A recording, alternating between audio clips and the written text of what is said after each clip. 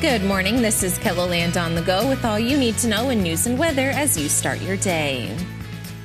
TSA workers at the Rapid City Regional Airport stopped 2 passengers from getting on a plane with loaded handguns. The incidents happened within 3 days of each other and were handled quickly, with agents alerting local authorities. All passengers were able to get on their flights safely. Overwhelmingly, the passenger says, "Yep, that's my bag, that's my gun. I didn't mean to bring it." So, we say responsible firearm owners always know where their guns are and the consequences are the same. So really just want to remind people, don't bring guns to the checkpoint. TSA wants to remind everyone to check online for the items they can and can't bring through security. Police in Brookings are investigating 2 separate deaths that happened hours apart. The first happened around 6:30 Tuesday evening. Officers were called to a report of a 13-year-old experiencing a severe medical emergency. First responders tried to revive the teen, but they later died at the hospital. Then at 12:45 Wednesday morning, police were called to a home for an unresponsive woman. Once again, crews tried to save her life on the scene, but the 44-year-old died at the hospital. In both cases, police say there is no threat to the public. A Sioux Falls woman is accused of speeding away from police in a stolen car and driving into oncoming traffic on one of the city's busiest streets. Officers tried to pull over 20-year-old Tina Left-Hand Bull Tuesday afternoon on South Minnesota Avenue. Police say she was swerving and finally stopped when she crashed into 3 parked cars. At that point, police say Left-Hand Bull and her passengers got out and ran. Left-Hand Bull is facing a long list of charges, including reckless driving and driving without a license. Police also arrested one of the passengers. James Williams is accused of having brass knuckles. He's also charged in connection with the stolen car. Now let's get a check of our weather with meteorologist Brian Karstens. A little more wind today, Brian? Yes, that wind is picking up across the region, and also temperatures starting to cool off a little more. Let's take a look at the forecast today. 65 in Sioux Falls, partly cloudy skies, 60 Aberdeen, but 63 in Pierre. Northwest winds will make it feel cooler, 20 to 45. And we are expecting more wind as we head into tonight and tomorrow, and a cool down, more reductions on the temperatures, and a freeze watch coming up for Friday night and Saturday morning.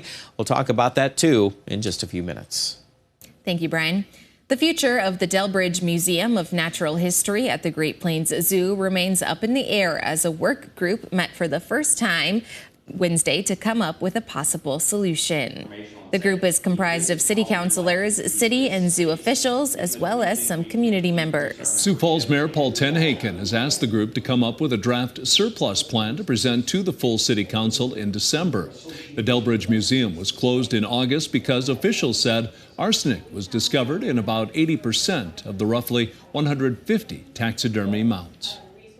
We have to separate between the zoo and the aquarium future and the collection future. We need to make sure that the zoo and the aquarium are set up. They've got a sustainable future where they're really building a plan together. And if the collection isn't a part of that, then we as a city have to answer the question, what's the best decision for the collection?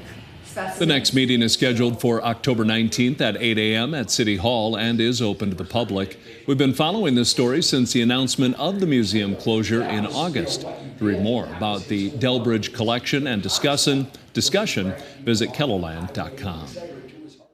Once again, no one is waking up a billionaire. Nobody was able to match all 6 numbers in last night's Powerball drawing.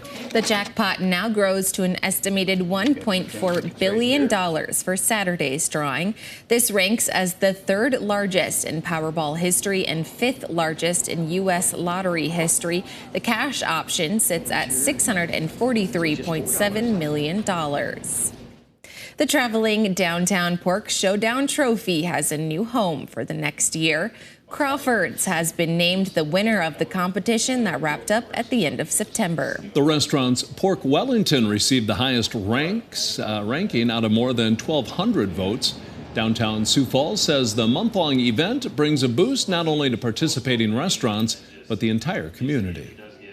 The Downtown Pork Showdown had an economic impact of over $173,000 in just 1 month. So when people come downtown, they dine, they'll go shopping, and 70% of every dollar spent locally stays in our community. So it's huge for all of downtown, and it ripples throughout all of Sioux Falls.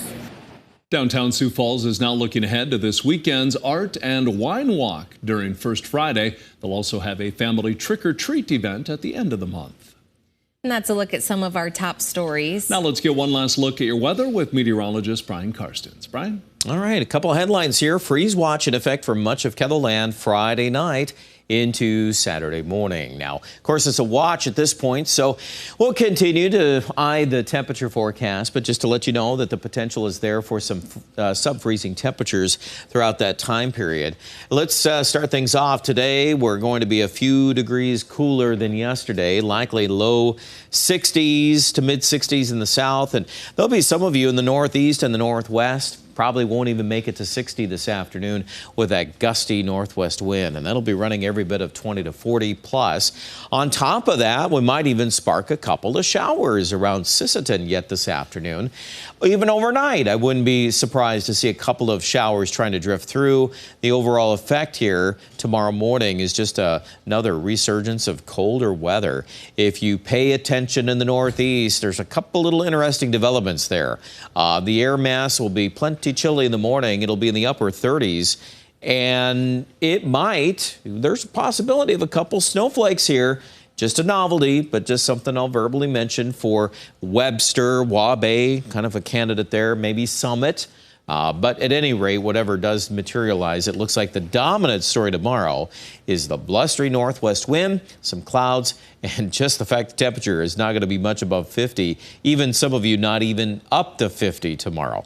Now, if we can get rid of the clouds and see some lighter winds here by daybreak Saturday morning, we obviously could set up some frost and freeze weather. So pay attention to that. 64 our high temperature in Mitchell today, 64 in Phillip. We'll round it up here with your 7-day forecast and basically highs here into the 50s as we get into Saturday. Sunday, 65. Then next week, we're down in the, well, I would say upper 50s, low 60s. We've reduced some of the potential there just because of this big low over New England and the Great Lakes region is going to start having more power behind it. And I'm afraid to say, or, well, depending on your takeaway, if you like that kind of weather, that's probably a good thing. Some of you are fans of that, and it looks like we're going to have an extended, very fall-like feel in Aberdeen. Not necessarily a wet pattern, though. I would say chances of any heavy rain very limited. Just some showers possible Friday morning. And then you'll notice for Pierre and Rapid City, a lot of the same talking points. We do recover in the 60s, but we kind of cap it off at that level for now. And then we'll kind of wait for the data to kind of settle down a little bit on with regards to next week. So plan accordingly. But I think overall some very nice fall weather still anticipated. Check out more details online at ketherland.com.